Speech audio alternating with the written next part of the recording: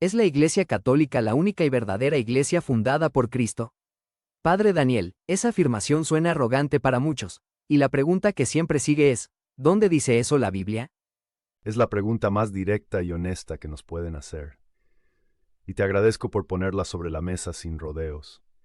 La respuesta corta es que la Biblia no contiene la frase exacta, la Iglesia Católica es la verdadera.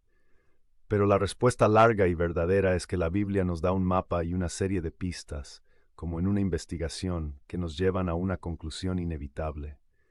Hoy queremos seguir ese mapa de pistas. Porque para millones de cristianos, si una verdad es tan importante, debería estar claramente en la Escritura. Así que, la gente quiere saber, ¿cómo puede la Iglesia Católica hacer una afirmación tan exclusiva? ¿No fundó Cristo un movimiento espiritual, y las iglesias son solo diferentes expresiones de eso? Esa es una idea muy popular hoy en día, la idea de una iglesia invisible formada por todos los creyentes. Pero lo que vemos en la Biblia es algo muy diferente. Jesús no vino a escribir un libro de filosofía ni a empezar un club de fans. Vino a establecer un reino visible, con una estructura, un liderazgo y una misión concreta. Y la evidencia bíblica de que ese reino es la Iglesia Católica es abrumadora si sabemos cómo buscarla. Entonces, ¿por dónde empezamos a buscar? ¿Cuál es la primera pista en este mapa? La primera pista es cambiar la pregunta. En lugar de buscar el nombre Iglesia Católica, un nombre que se empezó a usar décadas después para distinguirla de las herejías, la pregunta correcta es, ¿qué iglesia fundó Jesús en la Biblia y cuáles son sus características? Si encontramos esa iglesia en la Biblia, luego solo tenemos que buscar qué iglesia hoy en día coincide con esa descripción. De acuerdo. Entonces, ¿fundó Jesús una iglesia específica? Sin lugar a dudas. Y este es el fundamento de todo nuestro caso. Nos vamos a Mateo capítulo 16. Jesús lleva a sus discípulos a Cesarea de Filipo, una zona pagana, llena de templos a otros dioses. Y en ese contexto les hace la pregunta más importante de la historia. ¿Quién dicen ustedes que soy yo? Y Pedro es quien responde, tú eres el Cristo, el Hijo de Dios vivo. Exacto. Inspirado por Dios, Pedro da la respuesta correcta. Y la reacción de Jesús es monumental. No dice gracias, Pedro. Le cambia la vida. Le dice, feliz de ti, Simón, hijo de Jonás, porque esto no te lo ha revelado ni la carne ni la sangre, sino mi Padre que está en los cielos. Y luego viene la bomba. Y yo te digo, tú eres Pedro, que significa roca, y sobre esta roca edificaré mi iglesia. Mi iglesia, en singular. En singular, no dijo mis iglesias o mis comunidades, dijo mi iglesia, una. Y la va a construir sobre un fundamento sólido, Pedro, la roca. Y le hace una promesa que debería resonar en nosotros hasta hoy, y las puertas del Hades no prevalecerán contra ella. ¿Qué significa esa promesa? Las puertas del Hades no prevalecerán. El Hades, o el infierno, representa las fuerzas del mal, la muerte, el error, la división. Jesús está prometiendo que su iglesia, la que él está fundando en ese momento sobre Pedro, nunca será destruida. Puede ser atacada, perseguida, puede tener miembros pecadores, pero la institución misma, su doctrina y su estructura fundamental nunca serán vencidas por el mal. Estará protegida por él hasta el fin de los tiempos. De acuerdo, Jesús fundó una iglesia sobre Pedro y prometió que sobreviviría. Pero un escéptico diría, eso fue hace 2000 años. ¿Cómo sabemos que la Iglesia Católica de hoy es esa misma iglesia y no una versión que se corrompió en el camino? Esa es la pregunta del millón. Y aquí es donde entra nuestra segunda gran pista bíblica, que nos habla de la naturaleza de esa iglesia. Nos vamos a la primera carta de San Pablo a Timoteo, capítulo 3, versículo 15. Pablo le está dando instrucciones a Timoteo, un joven obispo, y le dice que le escribe para que sepa cómo debe conducirse en la casa de Dios, que es la iglesia del Dios viviente, columna y baluarte de la verdad. Columna y baluarte de la verdad. Son palabras muy fuertes. Fortísimas. Pensemos en la imagen. ¿Qué hace una columna en un edificio? Sostiene el techo, impide que se caiga. El techo es la verdad del Evangelio. Pablo no dice que la Biblia es la columna de la verdad. Dice que la iglesia es la columna y el fundamento que sostiene la verdad. La iglesia no inventa la verdad, pero tiene la misión, garantizada por Cristo, de sostenerla, protegerla y enseñarla sin error.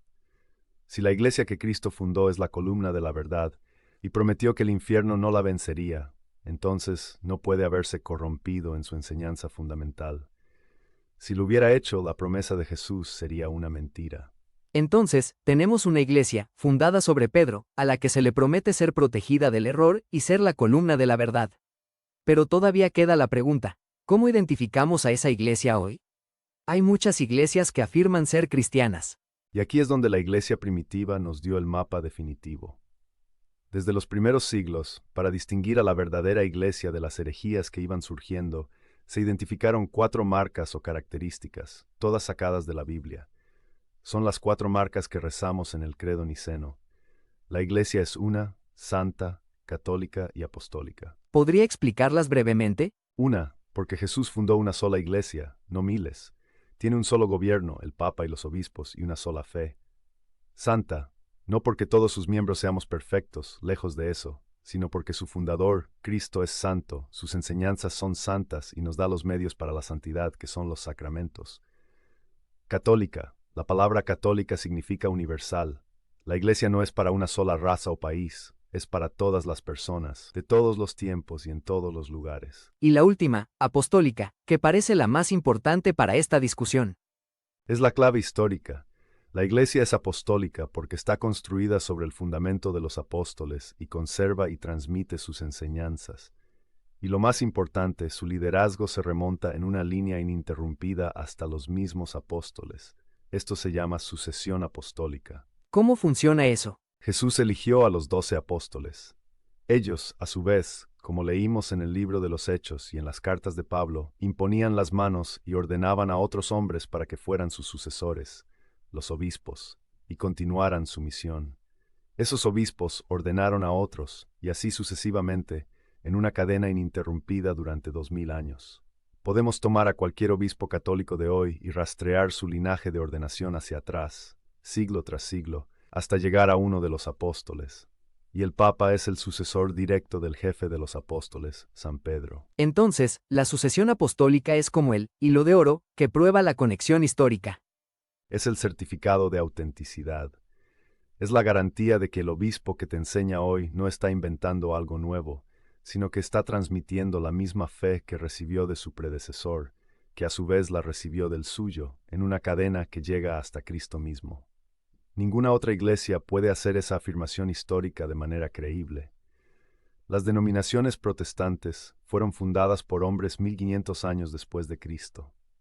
La Iglesia Ortodoxa tiene sucesión apostólica, pero se separó de la comunión con el sucesor de Pedro. Padre, este es el momento clave. Juntemos todas las piezas del rompecabezas. El cuadro es este. Jesús no fundó un movimiento etéreo, fundó una iglesia visible y concreta, Mateo 16. La construyó sobre un líder visible, Pedro, la roca, para que fuera su fundamento de unidad. Le prometió a esa iglesia que nunca sería destruida ni caería en el error doctrinal. Las puertas del Hades no prevalecerán. La Biblia identifica a esa iglesia como la columna y baluarte de la verdad, 1 Timoteo 3:15. Esa única iglesia se puede identificar a lo largo de la historia por sus 4 marcas, especialmente por la sucesión apostólica, que es la cadena histórica ininterrumpida que la une con los apóstoles. La única institución en el planeta que encaja con todas y cada una de estas pistas bíblicas e históricas es la Iglesia Católica. No es una afirmación de arrogancia, es una conclusión a la que llegamos después de seguir el mapa que el propio Cristo nos dejó en la Biblia. En resumen, no se trata de buscar una frase que diga la Iglesia Católica es la verdadera, sino de buscar la iglesia que Jesús fundó y ver cuál encaja con la descripción. Es un caso que se construye con evidencia bíblica, lógica e histórica. Exactamente, es como buscar a una persona desaparecida. No busca su nombre en un cartel, busca sus características, altura, color de ojos, cicatrices. Cuando encuentras a alguien que coincide con todas las características, sabes que la has encontrado. Las características de la Iglesia de Cristo, sus marcas, apuntan a un solo lugar. Padre Daniel, ha sido una exposición increíblemente sólida.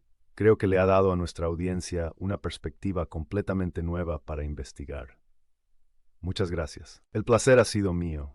La verdad no teme a las preguntas. Y para nuestra audiencia, ahora que entienden la identidad de la Iglesia, vean este video para descubrir por qué la Iglesia tiene la autoridad para definir la doctrina.